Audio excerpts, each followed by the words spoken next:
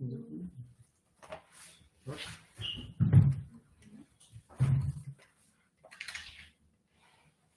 можно чуть подальше, чтобы у меня был камера больше.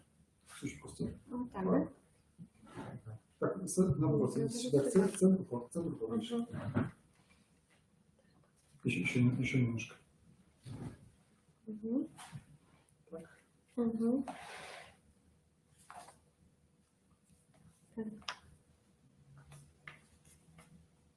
Все, будем начинать. Господи, благослови.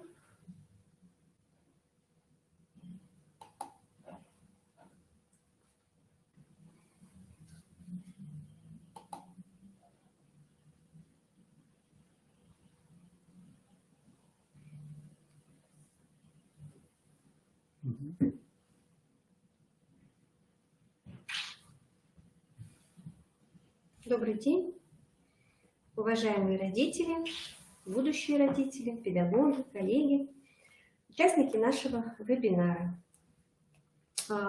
Я вижу вас, те, кто подключились. Добрый день вам всем. И сразу хочу обозначить тему нашего сегодняшнего вебинара. Еще чуть-чуть. Да. Вот сейчас мы расположимся. И я надеюсь, что в течение часа мы с вами будем на связи, будем видеть вас, ваши вопросы. На слайде вы видите тему нашего сегодняшнего вебинара. Ну, наверняка каждый из вас уже заранее познакомился с теми вопросами, которые нам предстоит сегодня обсудить.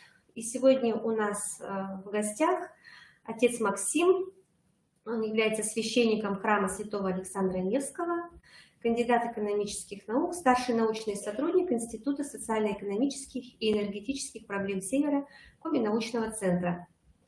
И сегодня мы постараемся наш вебинар провести в форме вопросов и ответов.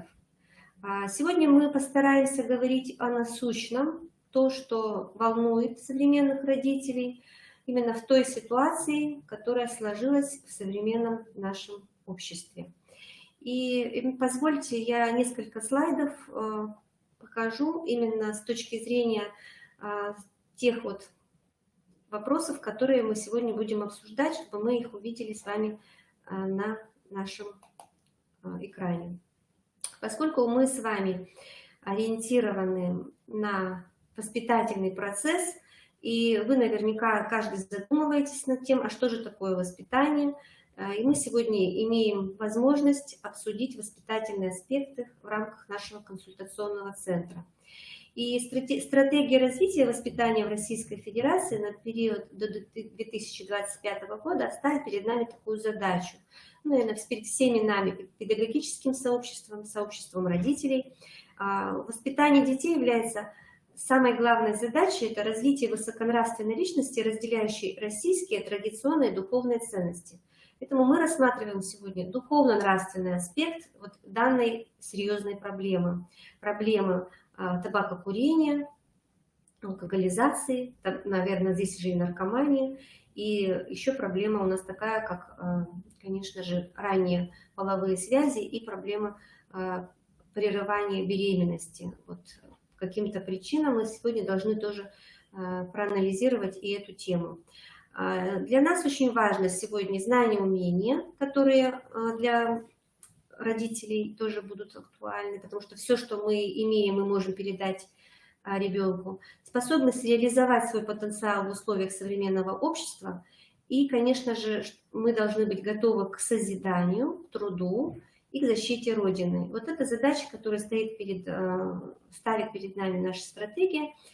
Мы с вами сегодня, как общественность, мы должны тоже на нее каким-то образом ориентироваться.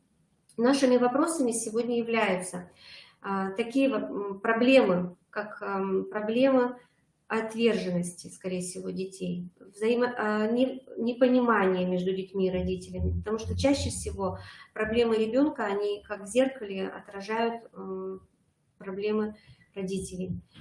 Что такое зависимость, как она формируется, в чем духовный смысл негативной алкогольной зависимости, почему ценность жизни и рождения человека в мир является таинством, роль ранних детских впечатлений при формировании личности ребенка.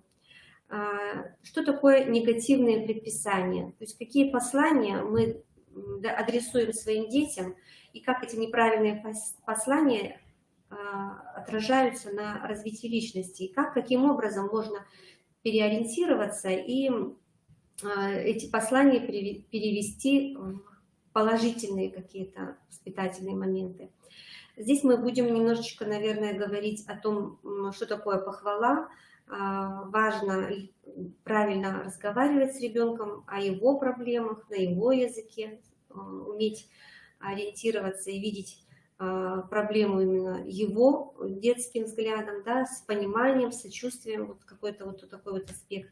И очень важное такое задание, которое мы должны себе как родители поставить, это вовремя отпустить ребенка. То есть негативные проявления, они очень часто отражаются на такую вот взаимосвязь между родителями и детьми, когда родители привязывают детей, не могут их отпустить, в результате дети не могут стать самостоятельно на свой путь и приобрести именно свою индивидуальную вот эту вот личностную траекторию. Также сегодня мы постараемся все-таки акцентировать внимание на том, почему прерывание беременности с точки зрения православной церкви является грехом. И, в общем-то, здесь мы тоже должны разобраться с этой проблемой. Ну, хотелось бы, конечно, сказать о нравственном идеале, да, то есть в нашем понимании это идеал семьи, каким он должен быть, как мы его представляем. Конечно же, мы всегда подходим вообще к любой проблеме, рассматривая именно духовные корни, да, то есть любая проблема имеет глубинную какую-то основу. И если мы вот рассмотрим вообще образ семьи, то, наверное, вот данная фотография, она является также и иконой, может нам дать почувствовать вообще вот, и попытаться понять вообще, что такое слово образ, да, образ. Царская семья. Да, царская семья. Да, царская семья. Вот. Это вот мы ориентируемся на ее модель воспитания. И здесь можно сказать, что ребенок – это маленькая личность, которую мы приглашаем в этот мир, потому что хотим стать родителями, хотим поделиться любовью. Нет безысходности, нет того, что нам вот, ну, как будто бы плохо, да, какое-то одиночество нас мучает и какое-то давление извне, а именно от того, что у нас есть любовь, что она у нас созрела, что и у нас есть полнота, вот, то и та мера, которую мы можем поделиться. И вот это та радость духовная, да, которая может умножаться только тогда, когда она делится, разделяется с кем-то. И вот здесь вот как раз такой математический какой-то вот как алгоритм в этом плане. Умножаем, потому что разделяем. Вот, наверное, тоже в этом есть какой-то особый духовный смысл. И именно ребенок и его жизнь – это часть, это не полностью тот путь, который мы должны пройти вместе с ним, потому что он является самостоятельной личностью. И у него есть, скорее всего, тот путь, который он должен пережить, уже будучи самостоятельным. Поэтому и гласит вот индийская мудрость: ребенок гость в твоем доме, накорми, выучи, отпусти. Что означает? Вот мы побольше, наверное, еще об этом с вами должны сегодня поговорить. Также мне хотелось бы подчеркнуть понятие уклад семейной жизни, быт, который тоже очень влияет, а это и есть наша среда.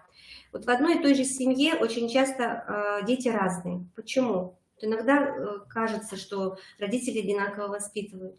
Однако вот если в семье разновозрастные дети, и у них очень разные,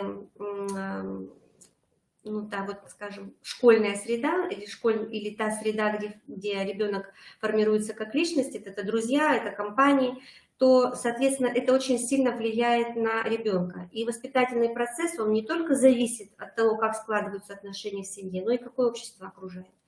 И вот чаще всего, если образ семьи у ребенка усваивается как положительный, как идеальный, то чаще всего он берет верх, он берет власть. И ребенок редко попадает в дурную компанию, потому что для него вот эти образы, семейный уклад, он чаще всего является некой прививкой против дурного поведения. Для ребенка данный ориентир. Здесь мы можем вот взять семью такую, скажем, может быть, это дворянская семья, да, и даже трудно представить, что эта мама, которая воспитывает своих детей вот в таком, скажем, семейном быту, может произнести ругательное слово или какое-то грубое слово, или это может быть сигарета, или там распитие каких-то напитков.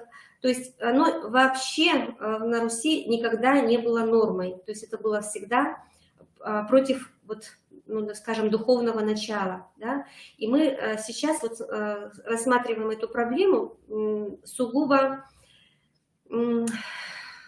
современного нашего общества, потому что существует некий миф, что якобы на Руси всегда пили, и пили в большом количестве. Вот этот миф, он в нашем представлении, он должен быть развенчан. Есть очень хороший, замечательный фильм, в котором говорится как раз, что наши устои и традиции, они не позволяли в семье распутство и пьянство рассматривать как норму.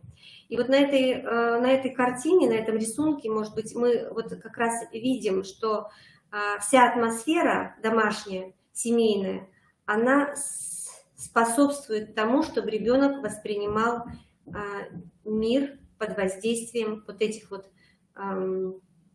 духовных каких-то принципов.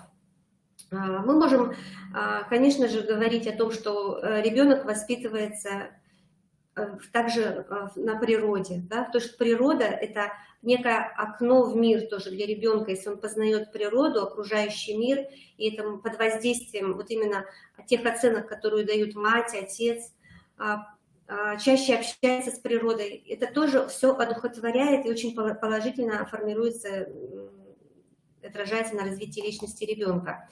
И вот очень часто говорят о том, что многодетные семьи – это чаще всего малоимущие семьи. Вот я нашла вот такую вот фотографию. Это крестьянская такая вот дореволюционная школа.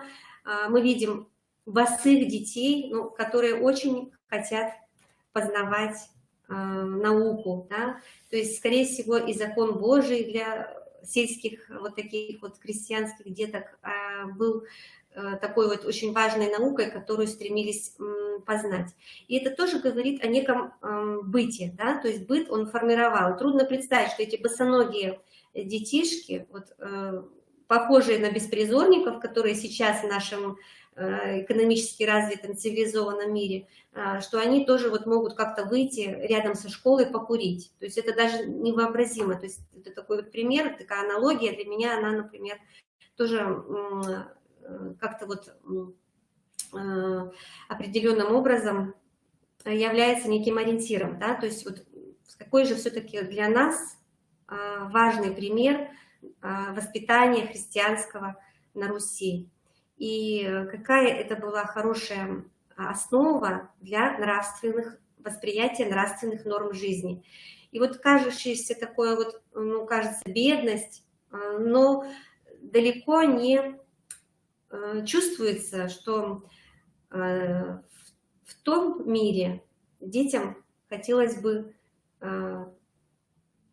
какие-то вот нехорошие привычки воспринимать, да? То есть вот это тоже очень важный момент, когда нам сегодня говорят, что только бедность порождает вот эту вот бездуховность, алкоголизацию и все вот эти негативные социальные явления. И здесь хотелось бы обратить ваше внимание на таблицу, которую еще я использую вот из материалов архиомандрита Филиппа, который является не только кандидатом, доктором богословских наук, но и врачом, практикующим врачом, который вот такую аналогию сопоставил 19 век и 21 век, какие тогда были ценности и какие сейчас. Мы понимаем прекрасно, что мы не можем перенести, вот так взять и перенести все ценности XIX века в 21 век. Но, тем не менее, для нас это некий ориентир какого-то такого правильного подхода, серьезного подхода к жизни, к формированию личности, к воспитанию детей. И вот какие же ценности, да, исповедовали люди вот в период XIX века, и что изменилось. Здесь вы можете посмотреть и обратить внимание на вот на эту таблицу. Ну и мне бы еще, чтобы перейти уже непосредственно... Да, зачитаю, да, вот отец Максим рекомендует. Посмотрите, пожалуйста, вот храбрость и выносливость всегда считалась такой вот очень важной характеристикой личности. Сейчас у нас в большей степени заботимся мы об своем каком-то быте, да, при том, что ответственности у нас недостаточно, и мы переходим на какой-то телесный такой уровень, забота о красоте тела. И я вот сейчас анализирую, допустим, как поведение девочек. То есть с детства девочка, естественно, заинтересована в том, чтобы красиво выглядеть, да, но ориентиры для красоты, они очень сильно искажаются в нашем мире. Допустим, взять даже татуировки или наклейки. На духовном уровне это все действует очень пагубно. Очень трудно в современном мире показать, почему именно татуировка может негативно повлиять не только на здоровье, но и на духовный мир человека. И вот эта забота о красоте тела, кажущаяся, мнимая вот эта, она уводит как раз от каких-то, опять же, красивых вот таких вот образов для подражания девочками. Также вот понятие целомудрия, да, у нас сейчас ранее половое воспитание. Мы как-то вот сейчас стали об этом задумываться, об этом в обществе говорят, программы разрабатываются, но чаще всего ранее половое воспитание, оно как раз пробуждает ту сексуальность, которая еще должна долго, может быть, спать в личности, да, человека. И вот целомудрие таким образом утрачивается. Ребенок теряет это целомудрие, и его начинают интересовать очень взрослые темы. Это тоже необоснованно и не соответствует возрастным особенностям. Ну и мы чаще всего, вместо того, чтобы ориентировать на идеалы, мы создаем некие кумиры. Для нас является успех, карьера и слава – это тем, ради чего стоит жить. Да? То есть это тоже очень часто мы оперируем этими понятиями, даже в воспитательном процессе. Ну, просто да. Колонку одну, и потом остальные, в принципе, да. людям все понятно. И вот непреложный авторитет отца, он утрачивается, искаженное восприятие семьи, и чаще всего на передний план у нас выходит главенство матери, как некое такое лидерство, ювенальные технологии у нас внедряются в нашу жизнь, и, соответственно, очень часто отсутствуют обязанности по отношению к семье, в должной мере не выполняются те функции, которые необходимо выполнять. Скромность заменяется словом креативность. Очень часто подвергается сомнению вообще скромность, нужна ли она. Патриотизм и любовь к Отечеству – это незыблемые наши ценности. Чаще всего говорится в семьях, даже рассматривается с точки зрения все жизненные моменты, с точки зрения личной выгоды, стремление к сытой и богатой жизни. Ну и также очень часто духовность и религиозное воспитание заменяется отрицанием духовных традиций и поклонение кумирам. Да? Это как идет как нарушение заповеди Христа. Чтобы перейти к ответам на вопросы, позвольте, я еще хотела бы познакомить вас с книгой, которая может быть адресована родителям, которые уже пострадали от того, что ребенок они столкнулись с проблемой зависимости от наркомании, от алкогольной зависимости. И эта книга, я вам хочу ее показать, это игумен Евгений, автор ее, «Аномалии родительской любви». «Аномалии родительской любви». И вот здесь прямо даже зачитаю, есть такой вот посыл, который поможет понять вообще язык, стиль изложения этой темы, насколько доступно говорится о проблеме, именно даются конкретные советы, рецепты, как вести себя родителям, когда они почувствовали, что ребенок уже был вовлечен в процесс употребления спиртных напитков, может быть, табака. То есть родители чаще всего не любят самих себя в евангельском смысле этих слов. Люди с низким уровнем самоуважения испытывают огромные трудности, стремясь дать своим детям любви больше, чем они имеют к самим себе.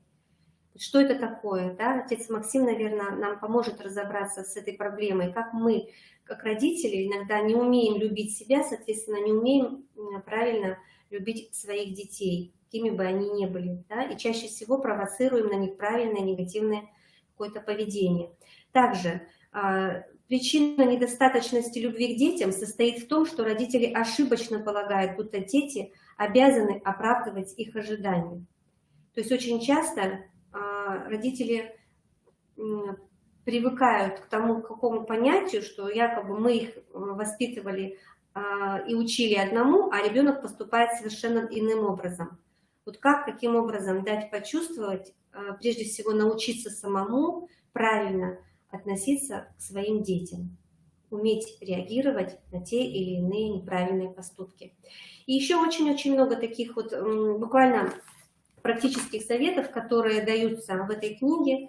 Я думаю, что эта книга очень ценна тем, что она является таким психотерапевтическим и духовным подспорьем для тех родителей, которые не знают, что делать, и иногда порой не знают, к кому обратиться.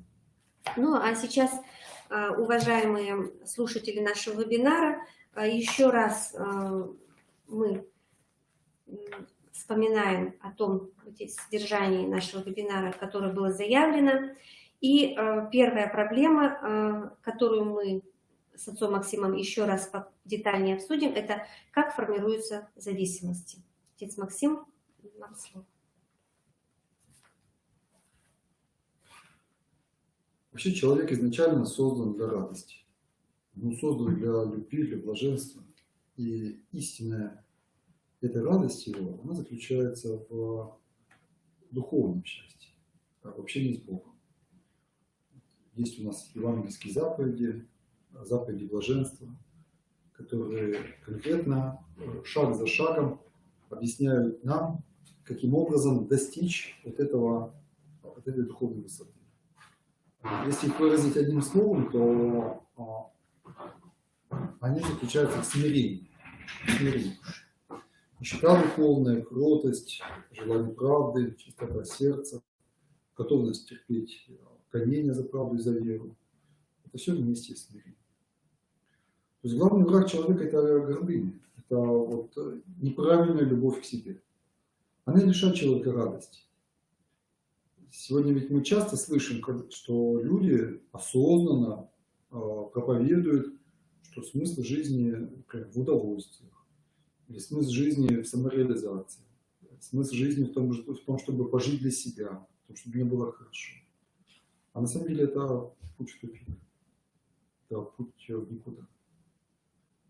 Врачи говорят, что клетки даже в человеческом организме, они устроены так, что вот клетка должна передавать дальше 99% питательных веществ, которые к ней подходят. Потому что не может же сосуд кровеносный подойти к каждой клеточке. Он передает клетке, она какую-то часть малюсенькую оставляет себе, передает дальше.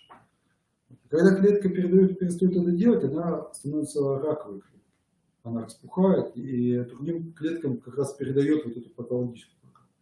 И также человек. Вот он должен все отдавать. Он должен давать свои силы, свое время, свои деньги, свою заботу, свои способности, свои таланты. Потому что все от Бога. И когда он отдает, то на самом деле получает. Как Господь говорит, что тот, кто потеряет душу свою ради меня, тот ее приобретет. Когда человек перестает это делать, он тоскует, он плохо, он унывает. И вот эту боль, эту пустоту, вот это даже физическое страдание, а душевное страдание, оно отражается и на физическом самочувствии, он пытается уже химическим путем, искусственным путем или псевдодуховным путем, пытается его как бы преодолеть, найти в себе вот эту потерянную духовную силу. Благодарю вас, отец Максим. Вот, уважаемые родители, педагоги, мы, может быть, сейчас можем даже в чате прочитать, возможно, что-то кому-то захочется спросить, задать вопрос, пожалуйста. Ну и дальше мы переходим к вопросу о духовном смысле негативной и алкогольной зависимости. Как, отец Максим, вы бы по этой проблемой именно с духовной точки зрения? Весь мир сотворен Богом. И все растения, все вещества, они тоже созданы Богом. Они имеют конкретное назначение. Каждое растение, каждый цветочек, он для чего-то нужен. А грех заключается в том, что мы какое-то Божье творение используем не во благо, используем для разрушения. Вот рос бы этот табак, и рос, какие-нибудь мухи бы им питались, просто бы, может, украшал собой лоно природы. А человек извлекает из него определенное вещество, засушивает эти листья или синтезирует это вещество химическим путем и вводит в свой организм, чтобы вызвать кратковременный приток, так сказать, кратковременное какое-то телесное воздействие, которое немножко отражается на душе. Потому что душа и тело взаимосвязаны. Душа влияет на тело влияет на душу. Вот. Он испытывает некоторое облегчение, активность. Но это же неправильно, это же его разрушает. Потому что, как с гормонами. Когда вводят гормоны извне в человека, все гормоны очень быстро перестают вырабатываться. Так же и с радостью. Когда человек вводит в себя радость искусственным путем, химическим, то своя радость, естественная, духовная, радость от молитвы, радость от служения, радость от дружбы, радость от общения с Богом, радость познания, светлого, чистого познания, она начинает в человеке иссякать. И также и алкоголь.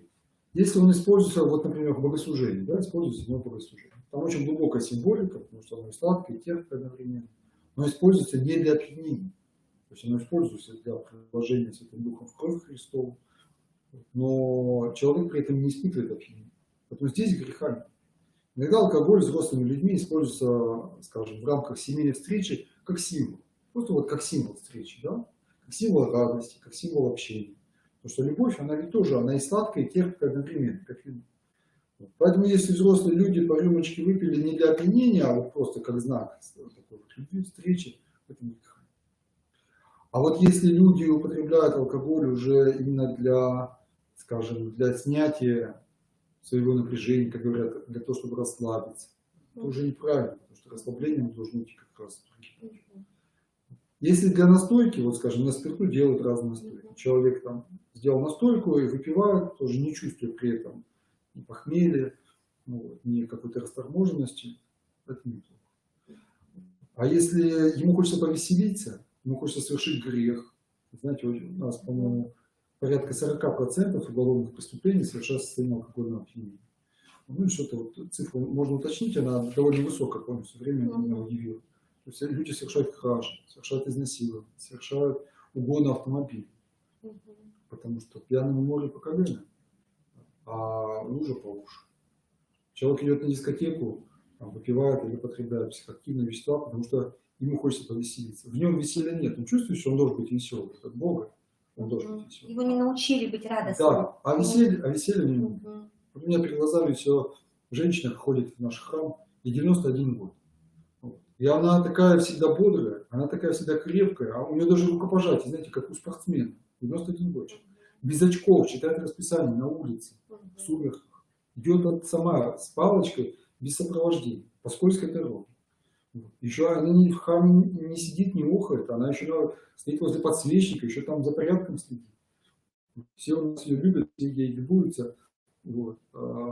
Такая сила внутри. Какие ей нужны психостимуляторы? Вот у нее, вот, она к Богу пришла, своими ногами. У нее и радость великая. А вот как вы относитесь, вот у нас в советский период распространенная такая фраза «воспитывали культуру».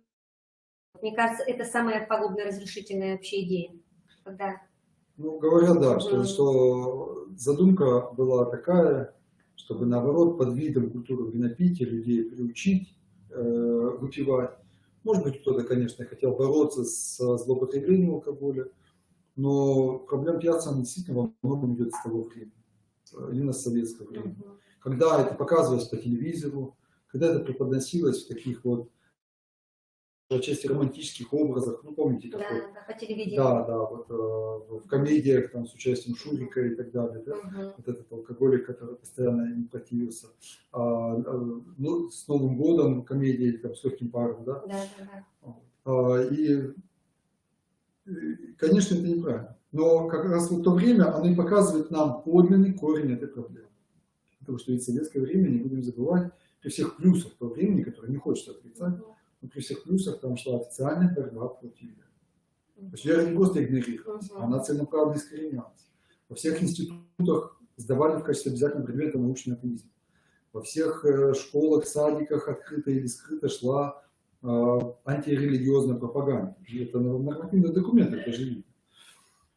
Поэтому, естественно, если людям внушают, что Бога нет, то у них вот этот страх перед Богом. До сих пор некоторые педагоги, вообще люди того времени, они рассказывают, знаете, говорят, почему мы вот с вами так держимся на дистанции, почему мы не можем пойти на сближение. Мы-то лично не против, но вы поймите, нас десятки лет на всех совещаниях, на всех методах объединения пугали, стращали, внушали, что церковь это плохо, что Бога нет, что не смейте там ни с какими священниками вообще там разговаривать и сотрудничать и так далее. И у человека вот это, знаете, испуг перед всем божественным. А потом одна вот женщина, которая пришла потом, уже после советского времени, которая тоже была воспитана на всей вот этой пропаганде, и она тяжелыми путями, но она пришла к вере, и она рассказывает, я потом, когда вот я стала читать, я разобралась, что это такое на самом деле. Я пришла и мужу сказала, ты знаешь, а ведь там нет ничего плохого. Все, что нам внушали, там ничего такого плохого нет. Наоборот, все эти ценности, идеалы, которые нам преподавали, ну просто как безрелигиозные, да, дружба, жертвенность, патриотизм, героизм, воздержание, верность, да, они там по-настоящему просто преподносятся. Они там имеют подлинную основу, не Богу ведут. Ну, я не постепенно вести Богу пришли. Да, благодарю, отец Максим. И вот такой вопрос. Почему ценность жизни и рождения человека является таинством? Вот у нас очень часто как-то спекулируют этими понятиями, да, вот и в обществе какое-то такое противоречивое мнение по поводу того, сколько должно быть детей, вообще хорошо ли, чтобы в семье рождались дети, потому что очень часто дают такое напутствие родители, побольше живите для себя, для своего удовольствия, а потом уже о детях подумайте. Вот. Бытует такое. Ну, это действительно является таинством. Да. Вот это хорошее слово, то есть некой тайной, которая нас соединяет с чем-то непростым. Она нас соединяет с Богом. Потому что Господь, который сам весь мир сотворил, Он дал людям в числе первых заповедей слово: плодитесь и размножайтесь и наполняйте землю и обладайте ею. То есть Он, сотворив человека, Он доверил людям продолжать это дело, создавать из ничего новую жизнь. И если мы, во-первых, будем уважать сами себя, как вот вы сказали, да, то есть мы будем понимать ценность личности человека, любить себя правильно, не как объект удовольствия, а именно как Божий образ, да, как вот, так сказать, распорядителя своей жизни, своей души, что мы отвечаем за каждое слово, за каждое дело, что мы граждане Небесного Отечества, мы призваны там жить. Вот если мы это поймем, то мы тогда в другом человеке будем видеть это. То есть общаясь с человеком, хоть высокопоставленным, хоть бродягой, но мы будем, вот глядя на него, смотреть не на его статус, не на его одежду, не на его даже грехи. Мы будем смотреть вот на ту искру Божию, да, которая в нем. Тогда мы вот к своим детям, к зачатию детей, да, мы будем относиться тоже соответствующим образом. Мы будем понимать, какое это великое ответственное дело. Не зря люди в древности, они ведь подходили к этому очень ответственно. Они накладывали на себя пост. То есть они постились вот перед этим. Вынашивали детей тоже в целомудрии, воздерживаясь друг от друга, да, с молитвой. Дети не были случайными. То есть чрезвычайно редким случаем было, что дети рождались там до брака или вне брака. Люди прекрасно понимали, и обществом это строго охранялось, чтобы до брака человек не нарушал своего детства. Вот. Детей очень оберегали, особенно первые годы, чтобы они не видели ничего плохого, чтобы они не соприкасались вот с грязью этого мира, да, чтобы никто не произносил плохих слов при них. Таких вот этих, конечно, мультфильмов, которых мы часто видим, что детей уже с года или с двух пичкают какими-то вот непристойностями, этого не было, потому что душу-то воспитывали для вечности, душу воспитывали для Бога, понимали, что вот за этого ребенка уж больше, чем за все остальное в этом мире мы дадим перед Богом. Спасибо, отец Максим. Я, наверное, еще добавила здесь такое слово хорошее. Детей даже пестовали, да? Вот как Пестовали, это? да. Пестовали. А что означает вот это слово? Вот каково вот его такое нравственный смысл? Ну, знаете, представляется как визуальный образ, такая вот как бы ступка такая, да, в которой что-то Да. или толкут, или наоборот замешивают тесто, да, и вот оно как-то пестик, Отходит. да, это же, по-моему, как раз вот такая толкушка, да, называлась. И вот бережно что-то вот созидает. Мы Наблюдая при этом. наблюдая, но знаете, вот когда растение, допустим, вот когда мы на грядочке замечаем, там морковочка, да, произошла, мы же что делаем? Мы ее поливаем, удобряем, пропалываем. Но мы же не будем ее, скажем, там, тянуть, чтобы она быстрее выросла. Потому что будешь тянуть, ты вырастешь, и побудешь.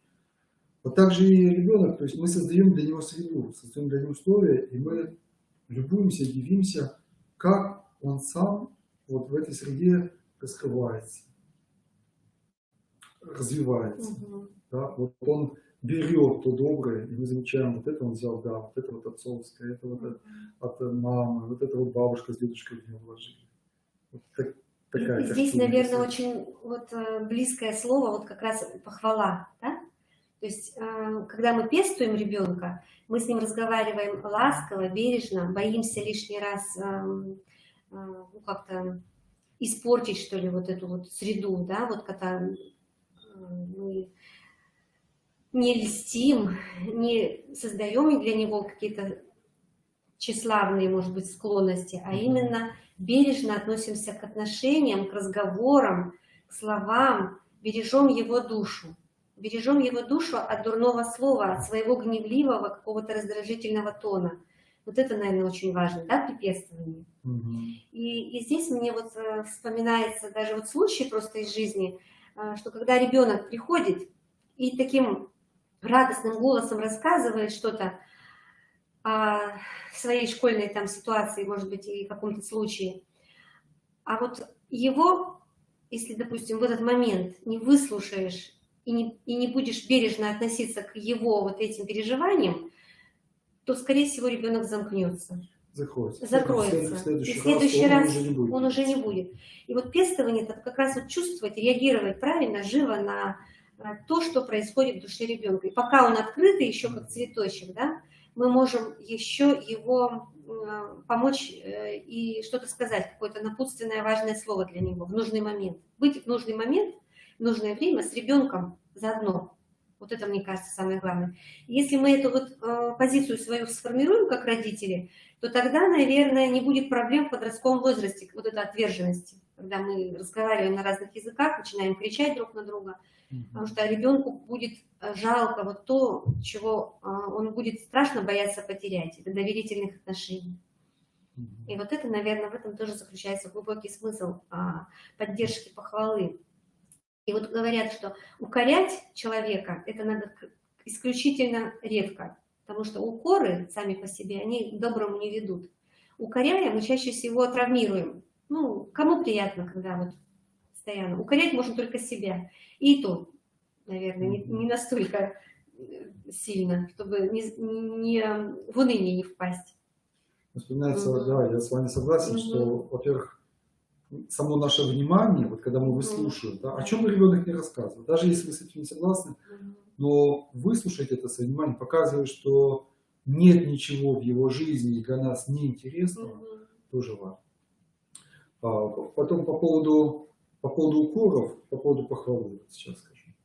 По поводу укоров вспоминаются такие случаи из монастырской жизни, когда один монах, он по незнанию сидел нога на ногу. А считается в православной практике это не очень приличным, как будто изображаешь ногами крест и вот так пренебрегаешь. И его наставник, то есть игумен монастыря, он долго думал, как ему сделать замечание. Хотя он мог, пользуясь властью, он просто мог сказать так: не сиди там. Но вы понимаете, он перевел душу человека. Потому что он понимал, что сделать замечание, да еще при других, он мог его просто оттолкнуть, унизить, вот, повредить ему. И потом он говорит: давайте сделаем так. Он позвал другого там наедине и говорит: я вас потом вызову к себе, вы придите, и ты сядь вот так нога на ногу. И я тебя там резко, так грубо отругаю при нем, чтобы он слышал. И все, я не так сделал. И тот, естественно, принял это не как свой адрес, он просто услышал как бы со стороны. Понимаете? И деликатность была соблюдена. То есть в его адрес ничего не было сказано, но он все понял.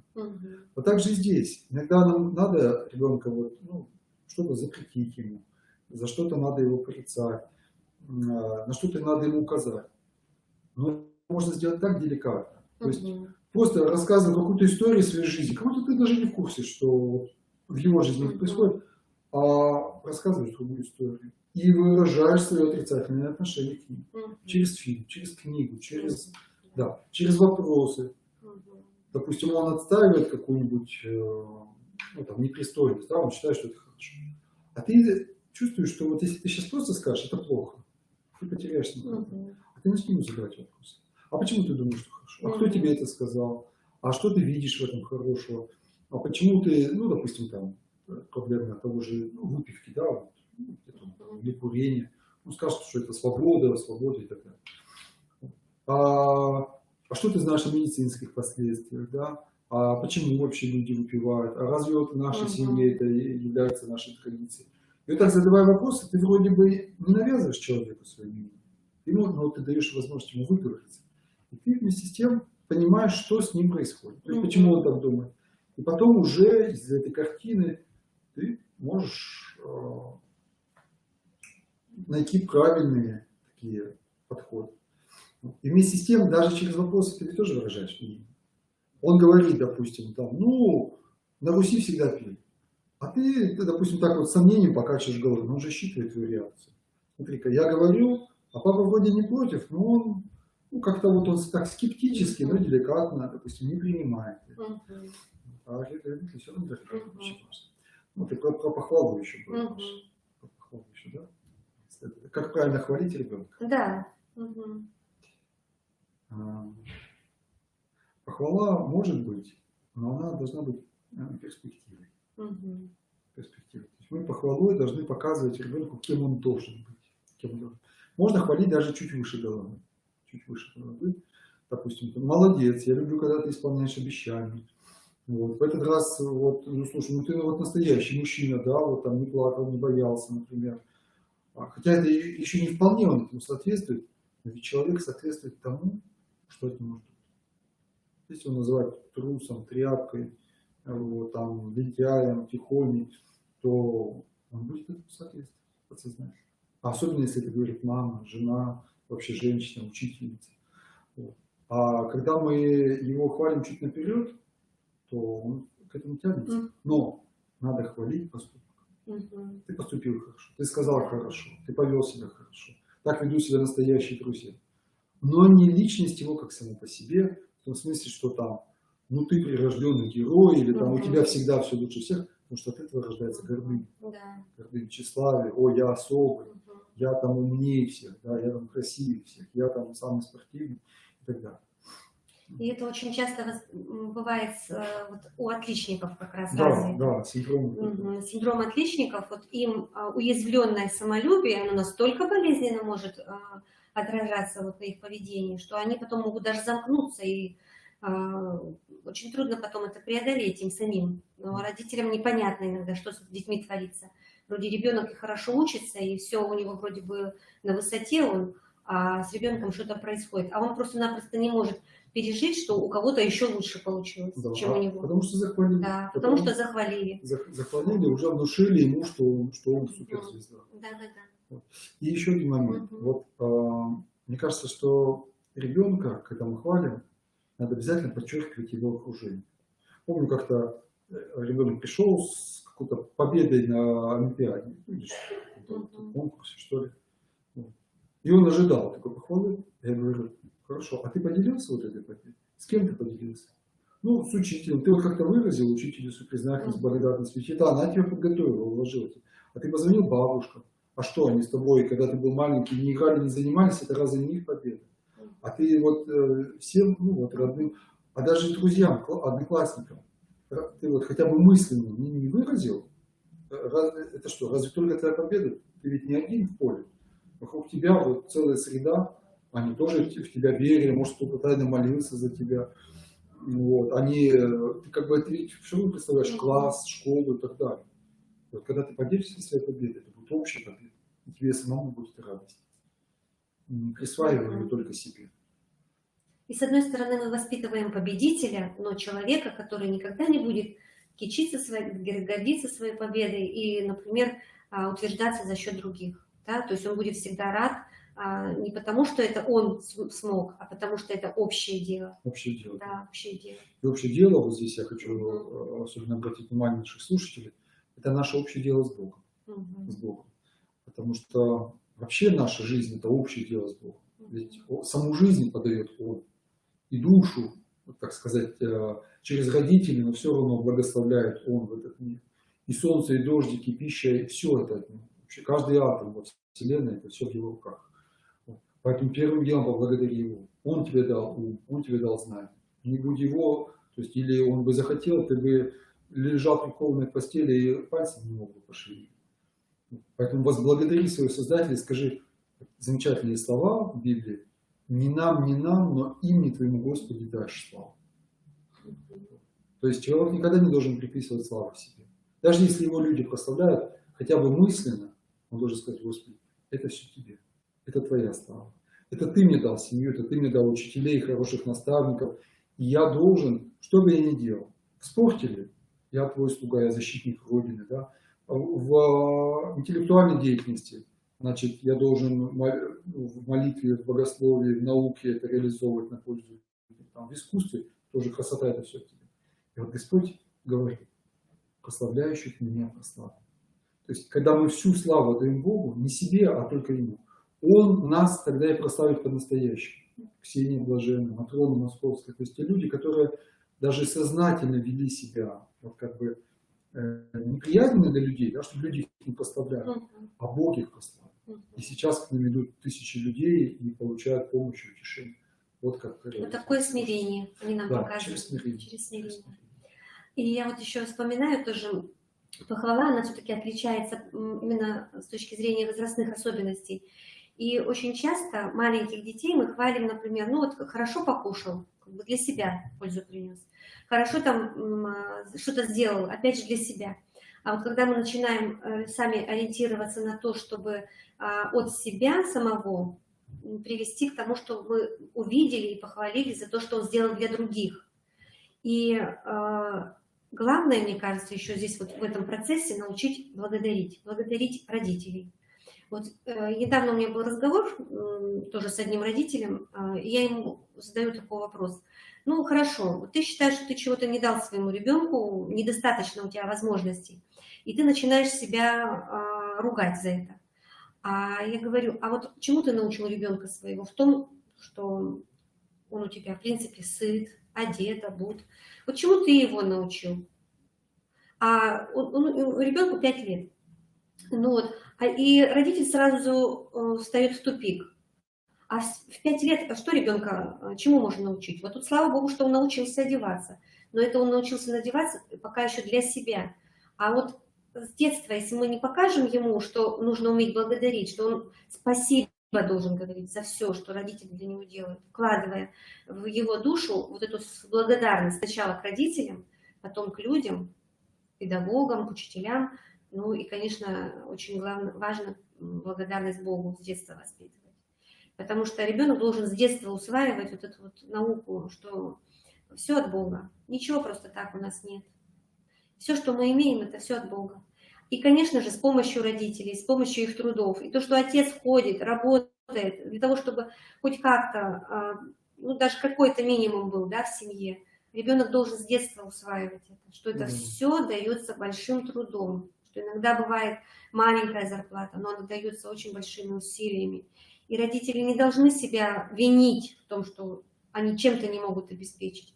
Они должны учить детей быть благодарным за все, даже за малое. Потому что все великое, оно в малом. Начинается с малого. И вот даже достаток, он не приходит в семью просто так, случайным образом. Изначально, научившись благодарить за малое, у человека появляется и больше.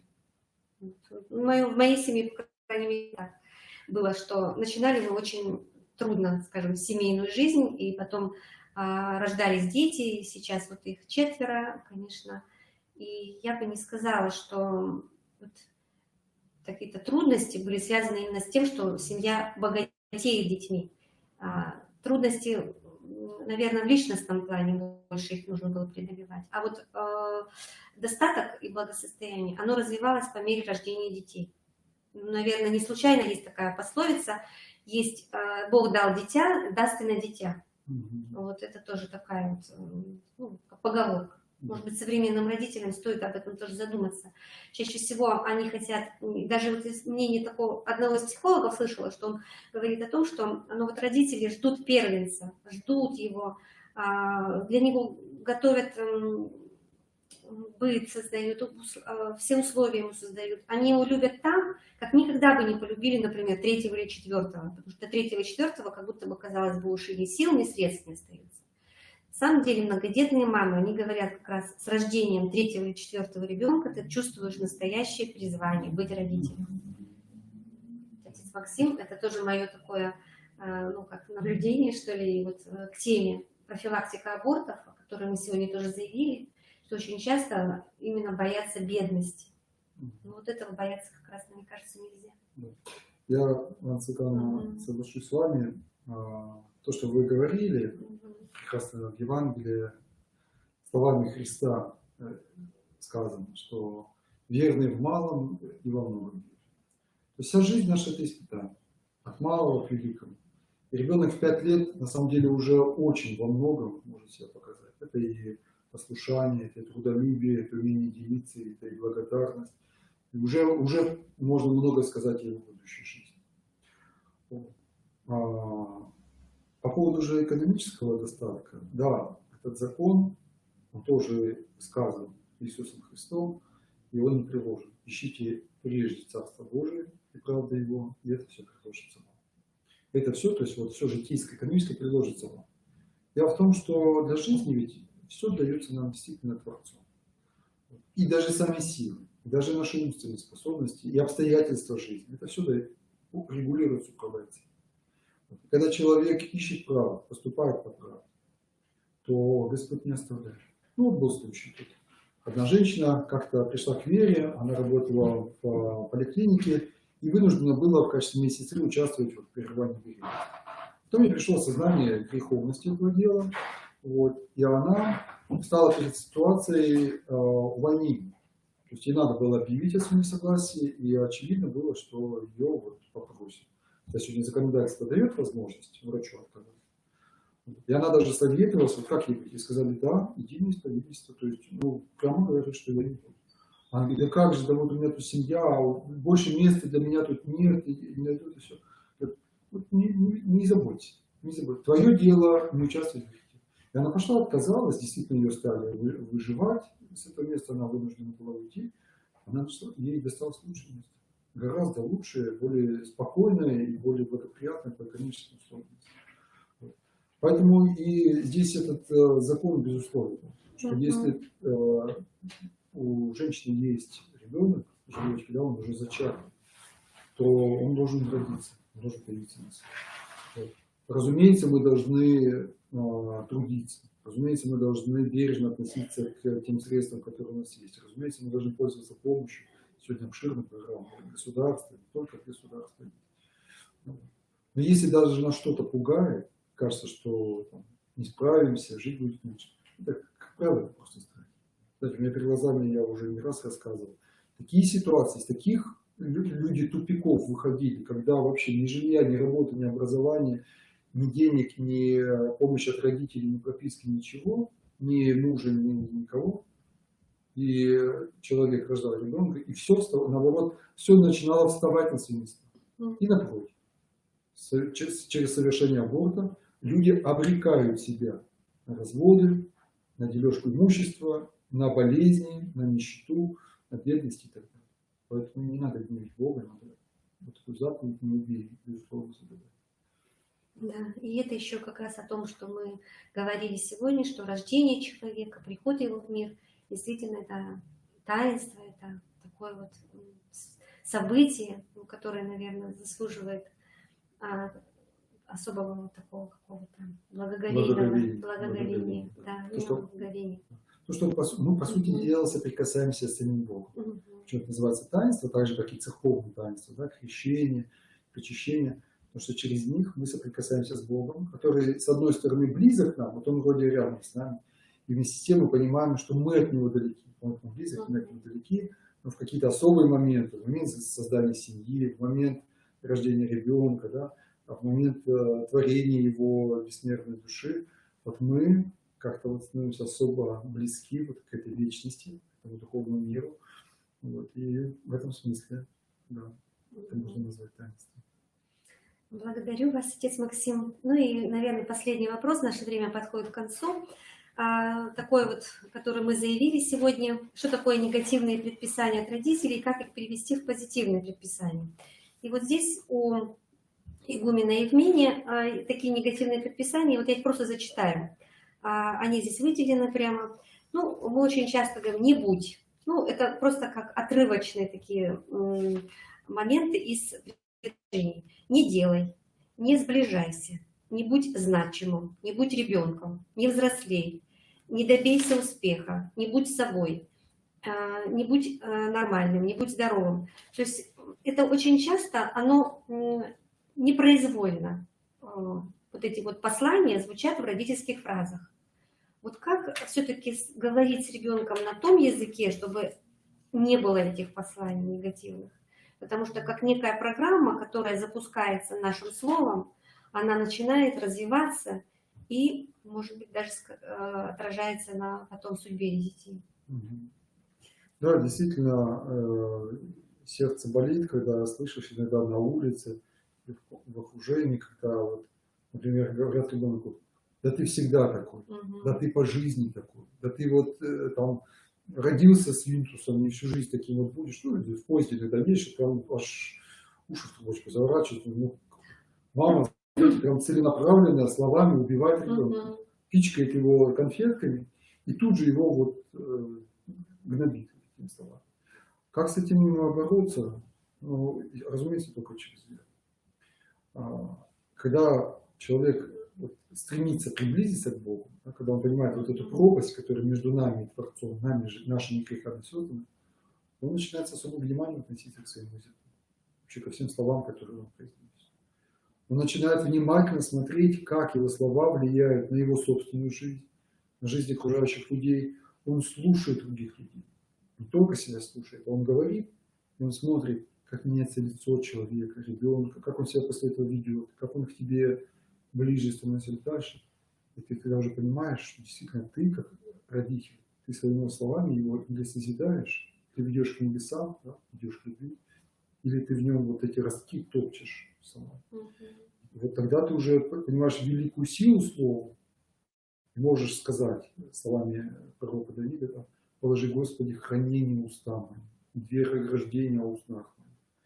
И приступая к разговору с ребенком, даже просто к обыденному, к вечернему разговору, скажем, да, вот, ты и то вот кратко поможешь, скажешь: Господи, вот, вразуми меня, не сказать лишних слов.